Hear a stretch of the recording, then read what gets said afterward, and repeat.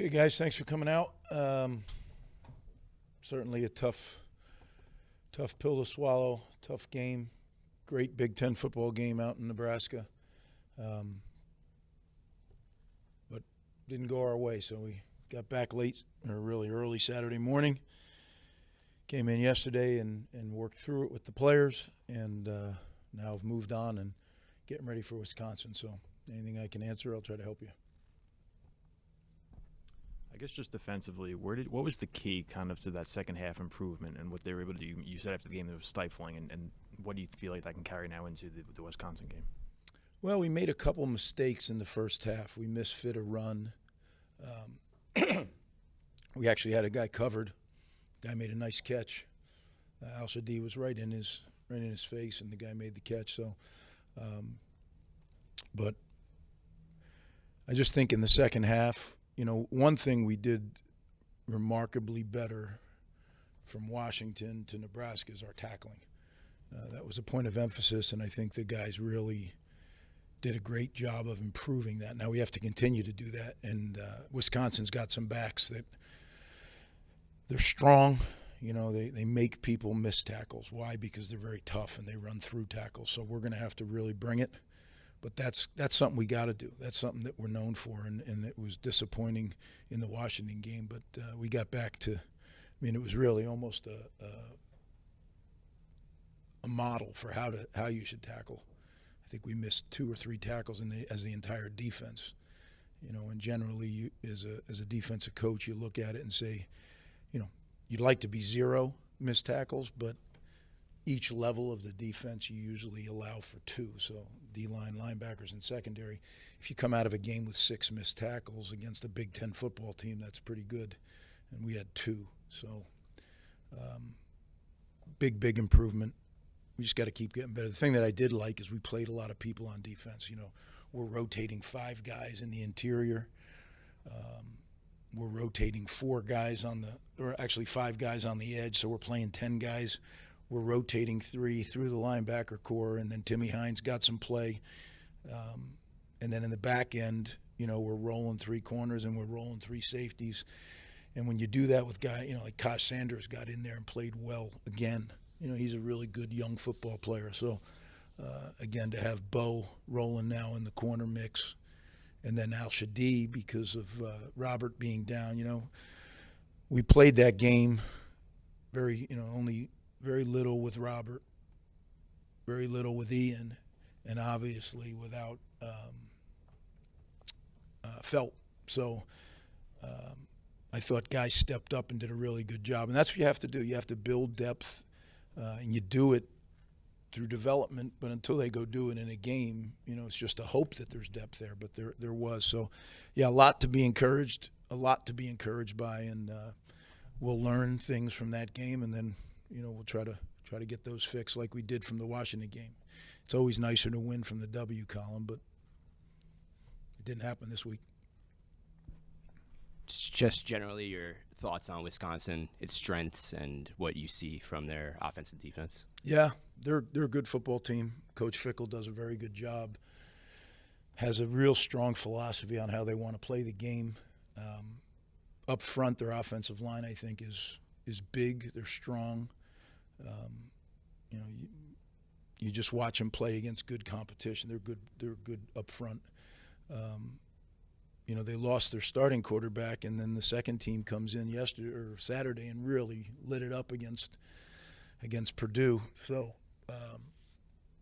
you don't know what that is. There's not a lot of film to go off of, a few games and then a little bit last year. So, we'll create a plan on what they like to do offensively, but we're going to have to, stop the run and the pass. And when you flip them over on defense, they're really well coached, very sound, big up front.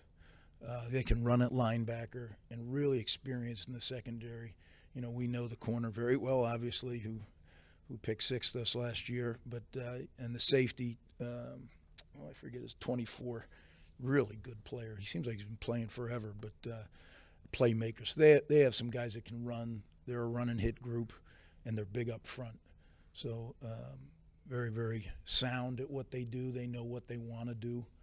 And I think they know how to fix things. When they have a breakdown, they quickly fix it within the game. So, yeah, definitely a great challenge. But every week in the Big Ten is. What week isn't, right? And the margin of error is very slim, as we saw Saturday. And when you come out on the right end of it, then you're really happy and excited. And when you come out on the wrong end of it, like Saturday, it hurts, But we got to move forward now, and that's what we're doing. We're moving forward to Wisconsin, and they're really good. So, big challenge. Can you just share details on Felter's injury, just when it happened, and when you guys found out, and obviously what impact does that have on the offensive line and the offense in general? Yeah, well, you lose a quality starter who has a lot of cumulative reps, right, and is a tough guy. He kind of brings that element to the O-line, or brought that element to the O-line. It was all kind of unfolded as the week went on. He returned to play the whole second half, which shows what an incredibly tough guy he is. But as things went on, there was decisions that had to be made, and it was a drawn-out process. But without getting into his personal business, we knew as we got toward the end of the week that was going to be the way it was going to be. So, and now he'll get, he'll be out this year, but we're, if you look at the flip side of it, he's back next year. So we have Brian Felter and Mo coming back. Those are two really good players. It'll be back in 25. That's the way I look at it. And now we got a chance for young guys to step up. And that's already happened with DJ playing a lot at linebacker for Mo, and Taj White. He's a lot of things he's got to get fixed, but he went in there and he battled for 70 plays. And that's a positive. So we'll just keep moving it forward. And Dante Chin's going to have to help us there as well, who, young guys are getting their shot now. You got to step up. Ben Black, he obviously had that one moment and then was able to bounce back with the touchdown play. What did you just see from him, that ability as a young player in a moment like that to be able to bounce back? Well, it wasn't just in Saturday's game. I've been very impressed with Ben since he got here. He came in January, went through the spring. You could see he's a really good player. Excuse me. And then he's done it in games, in spurts. But the thing that I was most impressed with, he made a great play. It was an awesome throw by Ethan out of the end zone. Great play to midfield. Later, hits him and he drops it. And as a young receiver to come back and then make a second great play and score on the touchdown, it shows a lot about his competitive spirit. He's strong. He's a physically gifted freshman that has some toughness about him. So we'll keep developing him. He'll keep playing, and I think he'll just get better and better. I think he's got some special traits. One thing you've talked a lot about this season, all season long, has been the pass rush. On Saturday, 4 sacks by 4 different players. What did you see from week to week as the season's gone on, and how do you think this pass rush can perform against a Wisconsin team that hasn't had its starting quarterback the last few weeks?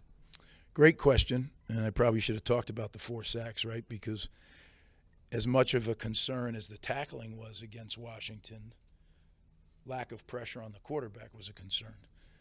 We won the Washington game, and Washington left here sick to their stomach. Well, just like we left sick to our stomach leaving Nebraska. Welcome to the Big Ten. That's part of the landscape. But we didn't get off to the quarterback very well 2 weeks ago. This week, I thought it was a different story. I thought that our guys applied pressure, and even when we weren't sacking them, we were disrupting the quarterback's rhythm. And that's very, very important. Everybody wants to talk about the sacks, but when you disrupt the rhythm, things happen on the other end. The balls are errantly thrown, interceptions occur, all because of the pressure. And like you said, it was different people from different levels of our defense getting the sacks. So I was really excited about that, and something to build on again. I think it gives these guys a little bit of juice now. Let's go. There was a time around here when we really were getting after the quarterback, and then it kind of waned a little bit. But that's a big part of what you have to do without giving up your run defense, right? You can't just say, be damned and go after the quarterback all the time. So it's a delicate balance, but you have to be able to do it. Otherwise, in this league, there's a lot of good quarterbacks that if they throw in rhythm and timing, they're going to make you pay. Going back to the young players, the fact that you have multiple true freshmen who have been stepping up to contribute, and you can even include Bo in that group because he was unavailable so much last year. I mean, I guess what does that say about the quality of a recruit that you're now able to bring in and kind of the evolution in that process over these last few years? Yeah, I think it says two things. Number one, as you said, the quality of prospect that we're able to attract to Rutgers.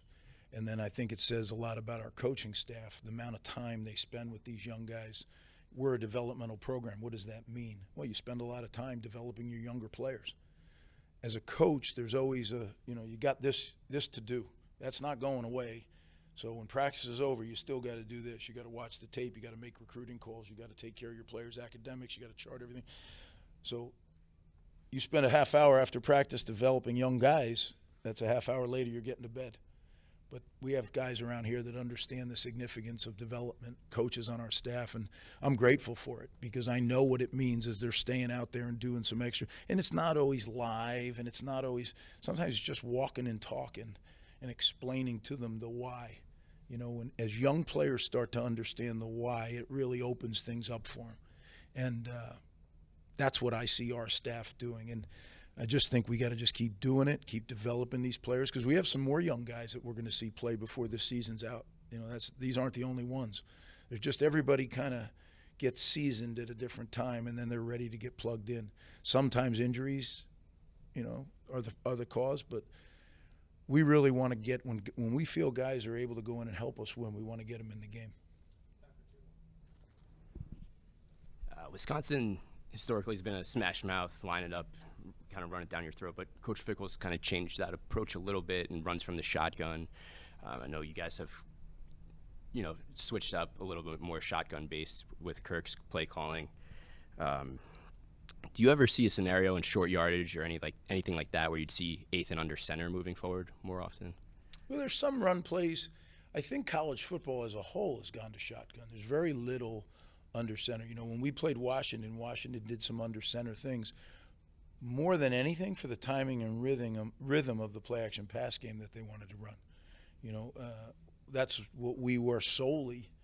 You know, back in the day, we only went to shotgun on third down if we did it on third down. By the changes in offenses and the things that have occurred over the years, I think when you do that as your base and you do, 80, 90% of your repetitions, to really get comfortable. It looks simple to catch the snap, do the ball handling, read the defensive end, read the linebacker, read the three technique. That takes so many cumulative repetitions. You can't be, you don't want to be the jack of all trades and masters of none. And that's what we have to guard against. Now, we do get under center sometimes and have some sneak game and some things like that. And we have some passes under center that, just for the rhythm and timing. But to say that we'll ever go back, not with this current system, no, we're going to be where we are.